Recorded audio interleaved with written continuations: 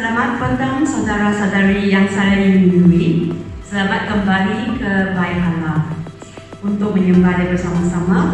Jadi mari kita menginginkan hati pada petang ini untuk menyembah Tuhan kita, dan saya akan pimpin kita dalam doa. Tuhan Bapa kami di surga, kami amat menyembah Engkau. Kami mengucap syukur sebab sepanjang masa PKP, PKPB dan PKPP sampai sekarang ini, Tuhan tetap bersamaan dengan kami. Tidak pernah Tuhan meninggalkan kami dan tidak pernah Tuhan mengabaikan kami. Semua keperluan yang kami perlukan tetap dijaga oleh Tuhan. Tidak ada kami berkekurangan. Kami berucap syukur ke atas perlindungan Tuhan sepanjang masa ini, sebab kami selamat di bawah naungan dan jagaan Tuhan. Pada petang ini, bila kami datang ke hadirat Tuhan, kami minta agar Tuhan menyucikan hati kami. Segala perbuatan kami yang tidak menyenangkan Tuhan, yang kami lakukan secara sengaja dan tidak sengaja, Tuhan, periksalah hati kami supaya tidak ada dosa yang kami bawa dan simpan yang boleh menghalang kami untuk menyembah-Mu. Kuatkan iman kami jika kami lemah.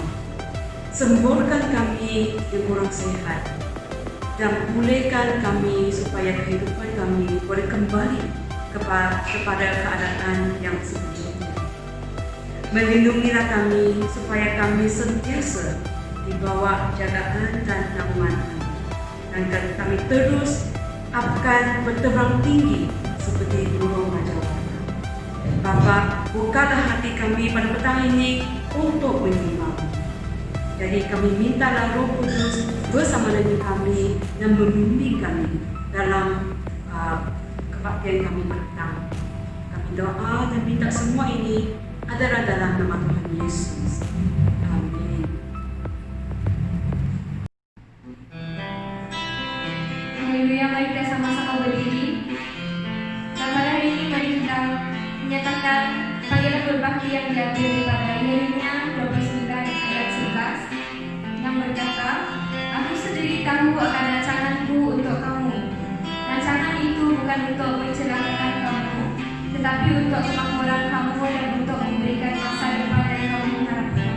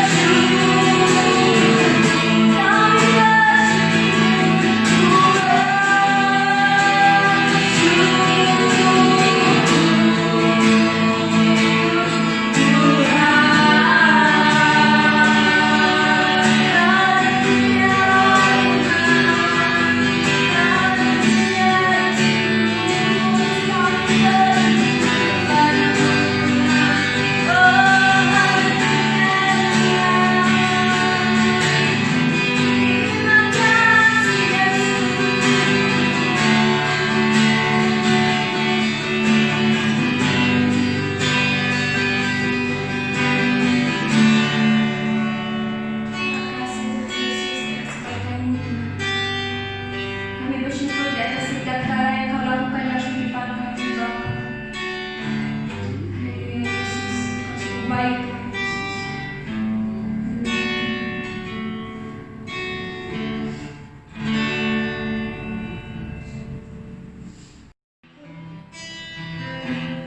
Mari kita berdoa. Yang pertama, mari kita ucap syukur kepada Tuhan atas kebaikan Tuhan dalam kehidupan kita, di atas segala perkara yang Tuhan telah lakukan dalam kehidupan kita sampai saat ini. Mari kita berdoa. Bapa kami yang ada di surga Tuhan, kami ucap syukur kepada Engkau di atas segala berkat yang Engkau curahkan dalam kehidupan kami Tuhan. Sehingga saat ini Tuhan, Engkau memberikan kami nafas baru, Engkau memberikan kami kesehatan yang baik Tuhan. Engkau memberikan kami berkat, Engkau memberikan kami sukacita dalam keluarga kami Tuhan. Engkau memberikan kami hari yang penuh harapan, masa depan yang penuh harapan Tuhan Yesus. Kami percaya Tuhan, hanya dalam Engkau kami mempunyai harapan Tuhan. Terima kasih Tuhan, kami bersyukur kepada Engkau atas segala berkat yang Engkau berikan kepada kami. Terima kasih Bapak. Seterusnya mari kita berdoa untuk pengampunan dosa. Kita meminta pengampunan daripada Tuhan atas segala dosa yang telah kita lakukan,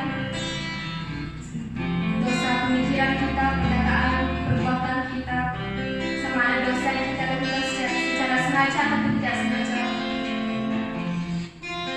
Mari kita serahkannya kepada Tuhan.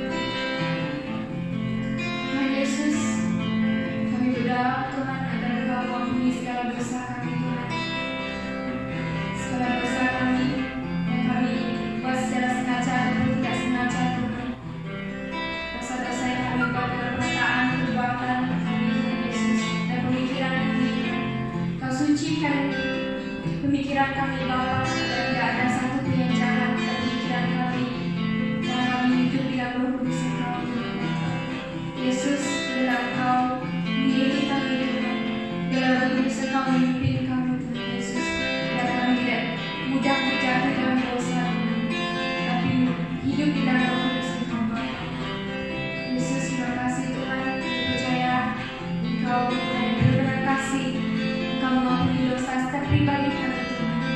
Terima kasih Bapa, di atas pengampunan dosa yang kami berikan kepada kami Tuhan. Engkau sanggup mati di kayu salib untuk mengampuni dosa setiap pribadi kami Tuhan. Terima kasih Bapa.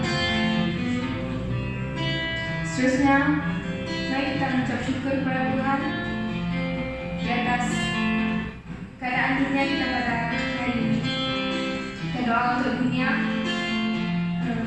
Kita bersyukur karena negara kita sekarang telah mencapai tahap pemulihan. Mari kita bersyukur kepada Tuhan. Tuhan Bapa, terima kasih Bapa karena Engkau telah memulihkan negara kami Tuhan Yesus daripada bahaya sini Tuhan. Tuhan Yesus, kami tidak tahu apa yang Kau rancangkan dalam kehidupan kami Tuhan. Kita serahkannya semua dalam tangan Kau Tuhan. Hanya dalam firman-Mu berkata bahwa Engkau mempunyai masa depan yang penuh harapan dalam kehidupan kami Tuhan Yesus. Terima kasih Tuhan Bapa atas kebaikan-Mu Tuhan. Seterusnya mari kita berdoa untuk gereja-gereja yang ada di seluruh dunia, supaya setiap gereja walaupun tidak dapat berkumpul secara fisikal, tapi tetap bersatu dalam iman. Bapa yang di surga Tuhan Yesus, kami ucap syukur kepada Engkau Tuhan. Walaupun kami tidak dapat berkumpul di dalam gereja secara fisikal, tapi kami masih dapat berkomunikasi melalui media sosial Tuhan Yesus. Terima kasih karena Engkau telah menyediakan media itu bagi kami untuk berkomunikasi antara satu sama lain, untuk mendorong antara satu sama lain Tuhan. Terima kasih Bapa di atas segala kebaikan Engkau Tuhan Yesus. Tuhan Yesus, di atas segala urusan-urusan dipermudahkan oleh Engkau Tuhan Bapa. Kami serahkan semuanya dalam tangan Engkau Tuhan. Tuhan Yesus, terima kasih Bapa atas kebaikan Engkau. Engkau bagi setiap gereja yang ada di dunia ini Tuhan. Engkau satukan pemimpin-pemimpin gereja Tuhan, dan kami mempunyai kesatuan hati Tuhan Yesus. Terima kasih Bapa. Terima kasih Yesus. Khususnya mari kita berdoa untuk keluarga kita, agar suatu pandemi ini kita mempunyai masa yang terbaik buat keluarga kita,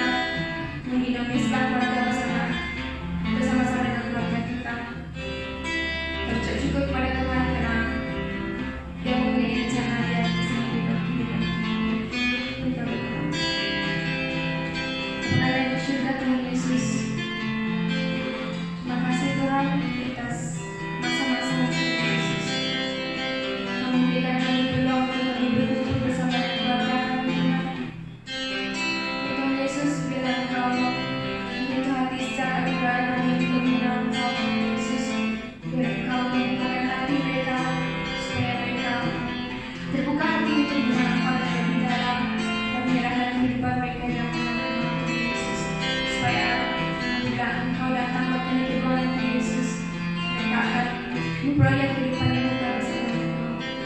Yesus, Engkau berkati keluarga kami dengan Engkau sertai keluarga kami dimanapun mereka berada. Yesus, berikan kami kesehatan yang baik Tuhan. Jadikanlah setiap hari keluarga kami dan kami sendiri sebagai terang dan terang bagi orang-orang di sekeliling kami. Yesus, terima kasih Bapa. Semoga ini kami kita dalam nama Yesus Kristus dan Yesus nama Tuhan. Amin. Seterusnya mari kita menyatakan doa Bapa. Ya Bapa kami yang berada di surga, Engkau Allah yang Esa, semoga Engkau disembah dan dihormati. Engkaulah Raja kami, semoga Engkau memerintah di bumi dan seperti di surga kehendak-Mu ditaati. Berilah kami makanan yang kami perlukan pada hari ini. Ampunkanlah kesalahan kami, seperti kami mengampuni orang yang bersalah terhadap kami. Jangan biarkan kami kehilangan iman ketika berjuang, tetapi selamatkanlah kami daripada dosa sejahat. Engkaulah Raja yang berkuasa dan mulia untuk selama-lamanya. Amin. Oke, berita gereja pada petang ini. Yang pertama tentang persembahan dan persepuluhan. Oke, jemaah sekalian boleh memberi persembahan persepuluhan masing-masing kepada gereja selepas gereja dibuka untuk beribadat pada hari Ahad yang akan datang yang kelak. Bagi jemaah yang sudah mungkin mengumpul persembahan persepuluhan pada bulan-bulan dari Mac sampai ke Jun, juga boleh memberi persembahan itu apabila gereja buka nanti ya. Okey, yang kedua tentang top 1 ya, tentang Bible study kita. Kita masih akan mengikuti talks kita melalui talian Google Meet pada setiap hari Jumaat jam 4.45 malam ya. Dan link untuk kita masuk ke Google Meet itu saya akan hantar dalam WhatsApp Kuching City Mall, Gereja City Mall pada setiap hari Khamis. Okey, jadi setiap hari Khamis kita terima link itu. Hari Jumaat kita akan ikut Google Meet bersama-sama. Dan untuk doa pagi, mulai bulan Julai kita ada doa pagi Sabtu bersama-sama, juga melalui link Google Meet. Dan link ini saya akan upload selepas Bible study talk kita pada setiap hari Jumaat ya, supaya kita tidak keliru banyak-banyak link dihantar dalam grup kita itu.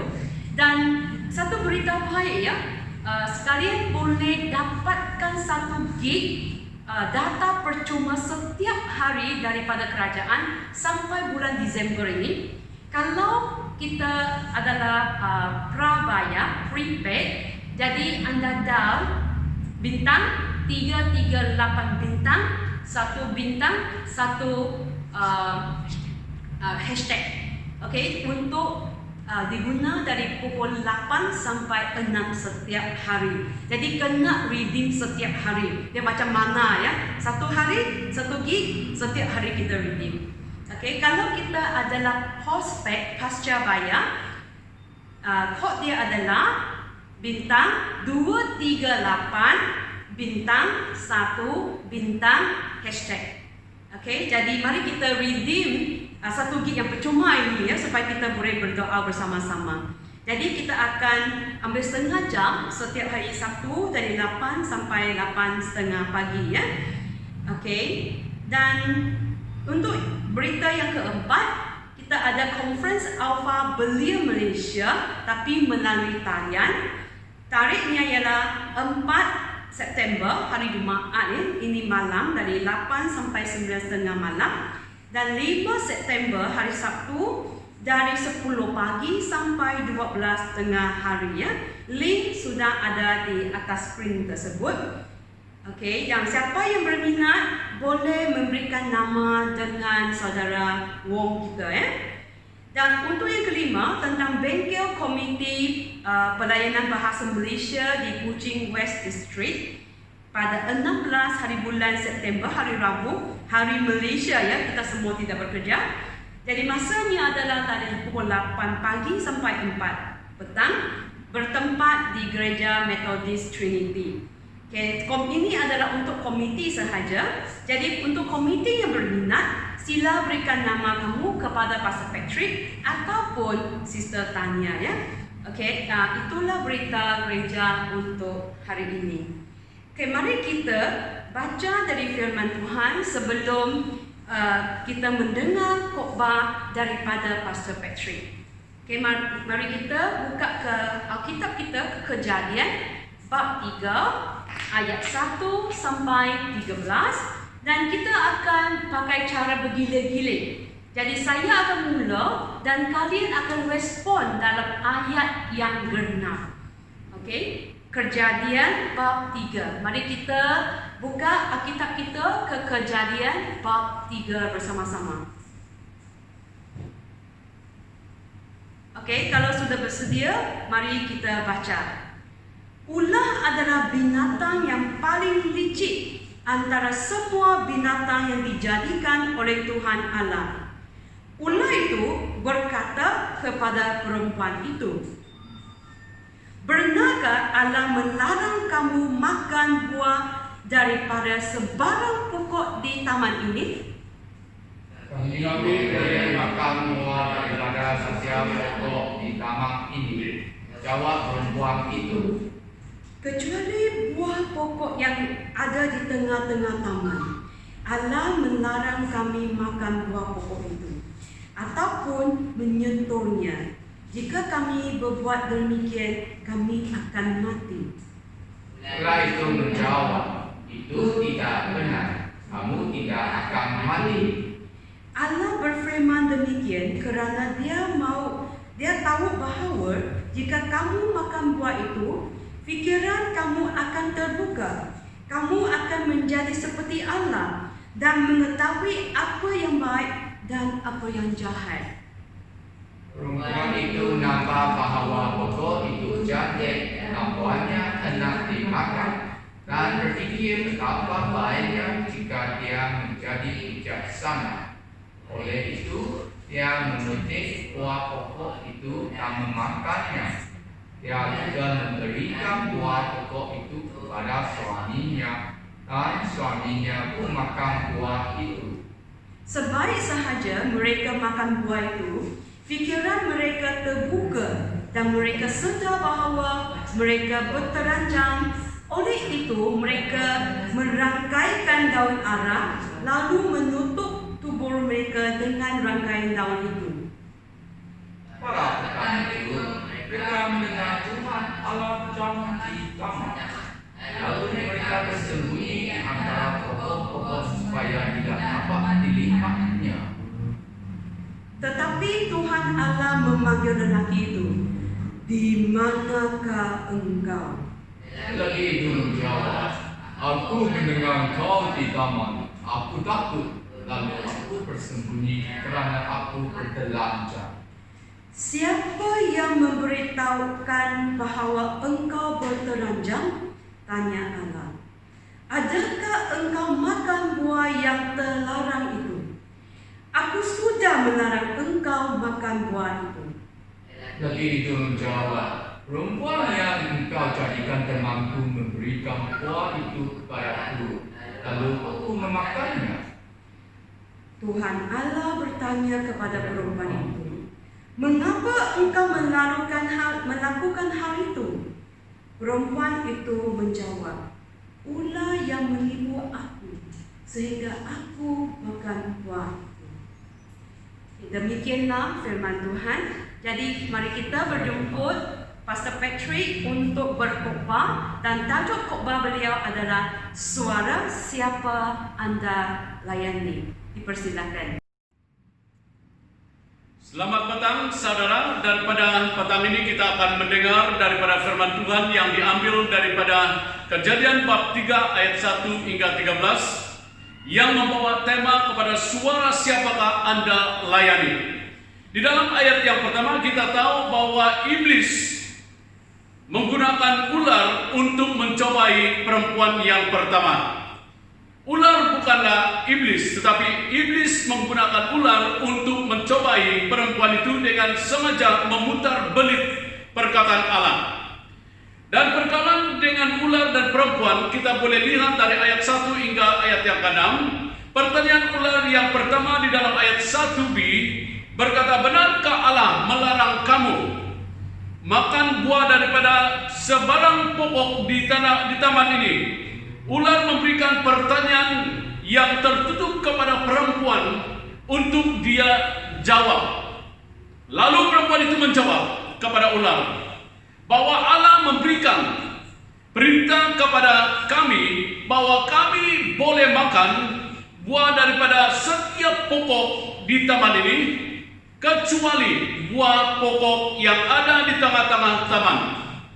Allah larang kami makan buah pokok itu ataupun menyentuhnya. Jika kami berbuat demikian, kami akan mati. Setelah mendengar jawaban perempuan itu, ular menjawab perempuan itu di dalam ayat 4 dan 5. Itu tidak benar. Kamu tidak akan mati. Allah berfirman demikian karena dia tahu bahwa jika kamu makan buah itu, pikiran kamu akan terbuka dan kamu akan menjadi seperti Allah dan mengetahui apa yang baik dan apa yang jahat. Ular itu menyangkal perintah Allah dengan mengatakan sebab yang sangat masuk akal, sehingga perempuan itu respon dengan jawaban ular. Dia mengatakan dalam ayat yang ke-6, dia melihat buah itu bahwa pokok itu cantik, buahnya enak dimakan. Dia berpikir betapa baiknya jika dia makan buah itu dan dia akan menjadi bijak. Dia mulai membiarkan kata-kata ular itu mengawal pikirannya dan hatinya. Lalu perempuan itu bertindak memetik buah pokok itu dan memakannya dan memberikannya kepada suaminya. Lalu kita lihat dalam ayat 7 dan hingga 13 akibat tindakan perempuan itu. Setelah dia makan buah larangan yang dikatakan oleh Allah kepadanya, pikiran mereka terbuka dan mereka sadar mereka sudah telanjang. Mereka mulai bersembunyi daripada Allah. Mereka tidak bergaul semuka dengan Allah karena perbuatan mereka.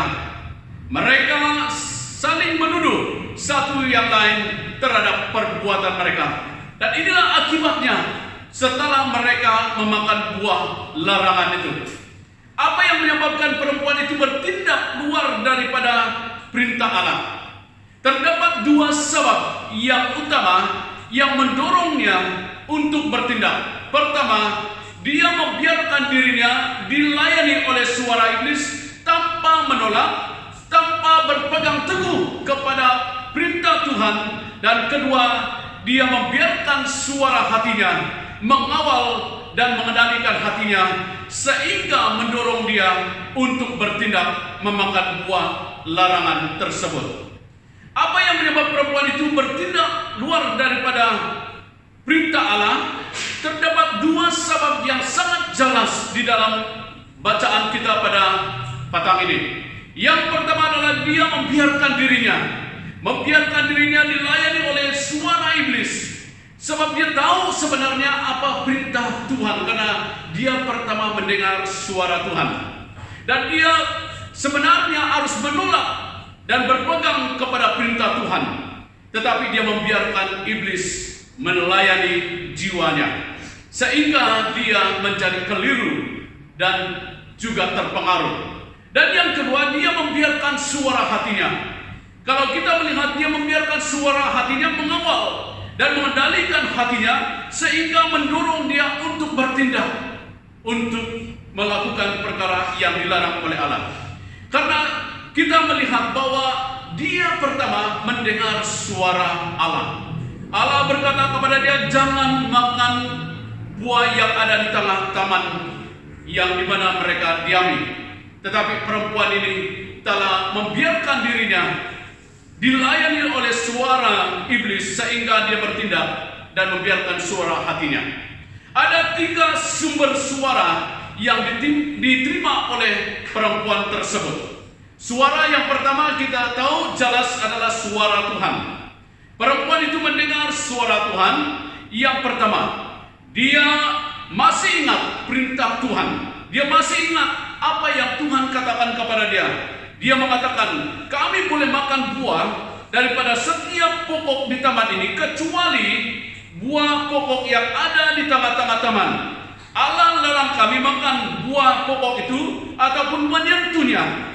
Jika kami berbuat demikian, kami akan mati. Dan suara yang kedua yang kita lihat, yang didengar dan diterima oleh perempuan ini adalah suara iblis. Perempuan itu membiarkan suara ular yang dikatakan suara iblis, menggunakan ular melayani dia. Dan dia berkata, itu tidak benar. Kamu tidak akan mati, kata ular itu.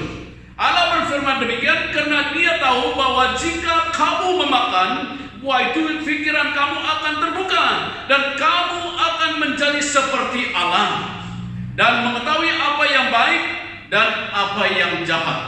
Lalu perempuan itu memikirkan dan sangat tertarik dengan suara iblis yang didengar melalui ular. Dan suara yang ketiga ialah suara hati.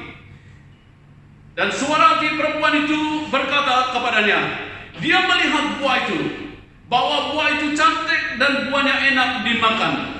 Dia berpikir betapa baiknya jika dia memakan ataupun dia makan buah dan menjadi bijak. Dan suara hati ini dia biarkan untuk berkata dan melayani hatinya sehingga dia bertindak. Saudara, suara siapakah yang kita biarkan pada hari ini melayani diri kita selama ini? Apakah suara iblis? Apakah suara hati? Apakah suara Tuhan? Saudara, suara iblis akan menimbulkan tuduhan-tuduhan di dalam hidup kita. Iblis akan menuduh kita. Suara iblis akan sentiasa akan mengeliru kita tentang kebenaran. Suara iblis sentiasa membangkitkan hal-hal yang lalu, kisah-kisah lama kita. Dan suara iblis sentiasa membangkitkan kemarahan dan kebencian di dalam hati kita. Inilah suara iblis. Dan suara hati adalah suara yang meletakkan diri kita yang pertama di dalam tindakan kita. Suara hati adalah mengetepikan kepentingan Tuhan dan mengutamakan kepentingan pribadi kita. Dan inilah suara hati. Dan suara hati adalah berpusat daripada penilaian diri kita sendiri dan bukan daripada Allah sendiri. Dan suara yang ketiga adalah suara Tuhan. Suara Tuhan adalah membangkitkan kedamaian dan sukacita dalam hati kita. Dan suara Tuhan memberikan pengharapan dan jaminan bagi kehidupan kita. Dan suara Tuhan memberikan dorongan dan kekuatan untuk hidup kita di dalam perjalanan iman ini. Oleh itu saudara, dengarlah suara Tuhan setiap hari. Bagaimanakah kita mendengar suara Tuhan setiap hari? Melalui firman-Nya, melalui nyanyian-nyanyian rohani, melalui perkongsian orang yang percaya. Sebab hanya Allah saja yang memberikan kita hati yang tenang, yang dapat memberikan kita kekuatan, penghiburan di dalam hidup kita. Kita harus menolak segala suara-suara yang daripada dunia ini, yaitu suara iblis. Karena suara iblis akan menghancurkan kehidupan kita. Suara iblis akan menendang dan membangkitkan kemarahan dalam hati kita. Suara iblis akan membuat kita kecewa. Jadi kita harus membiarkan suara Tuhan melayani jiwa dan roh kita, supaya perjalanan kita ke hadapan lebih tenang, lebih mantap, dan kita dapat melihat hal-hal yang dijanjikan Tuhan dapat digenapi di dalam kehidupan kita. Sesuaikanlah hati kita dengan bimbingan firman Tuhan, maka hati kita dapat membuat keputusan-keputusan yang sesuai dengan suara Tuhan, dan kita dapat membedakan kehendak Tuhan dengan baik dan juga mana yang daripada suara iblis. Karena hati nurani kita adalah kompas bagi hidup kita yang menentukan arah jalan kita di dalam kita berjalan bersama dengan Tuhan.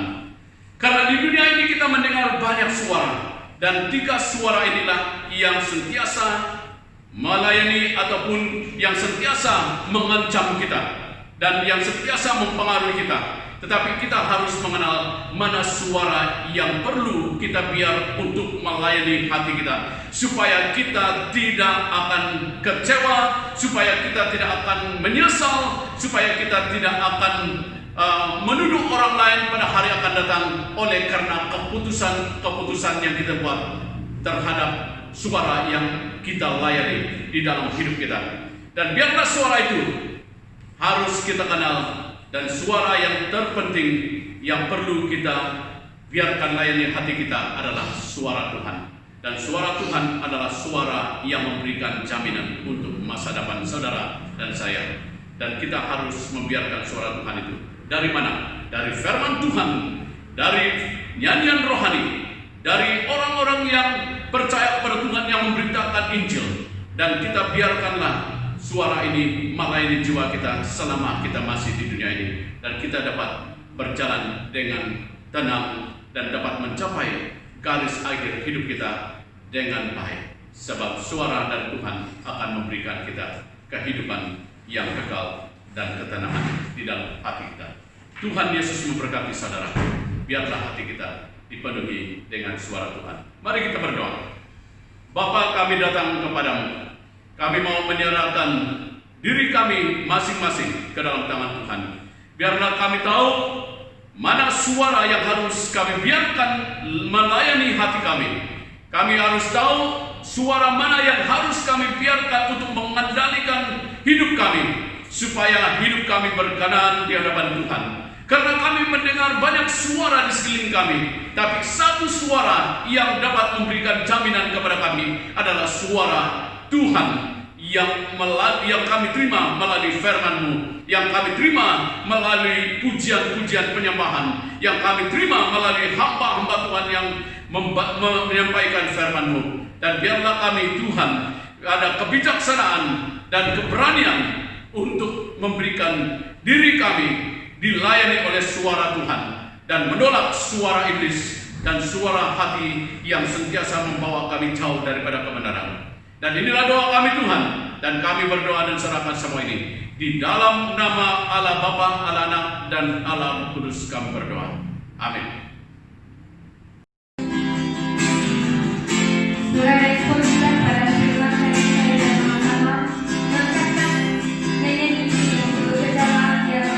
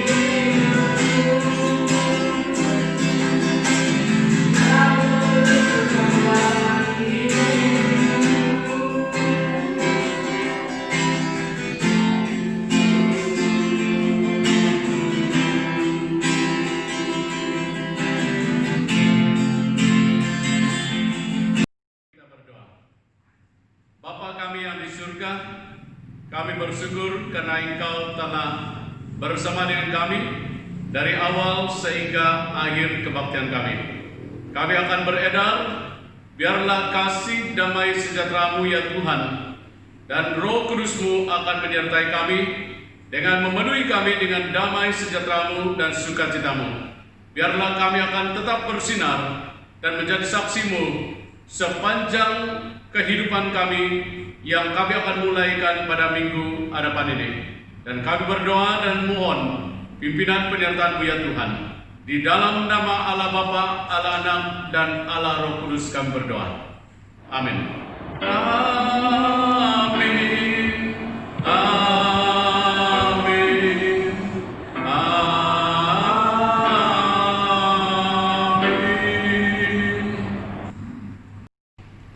Okey, dengan demikianlah berakhir kebaktian kita pada petang ini. Mari kita ambil taat teduh. Kita berdoa dulu sebelum kita bersurai. Ya. Mari kita berdoa.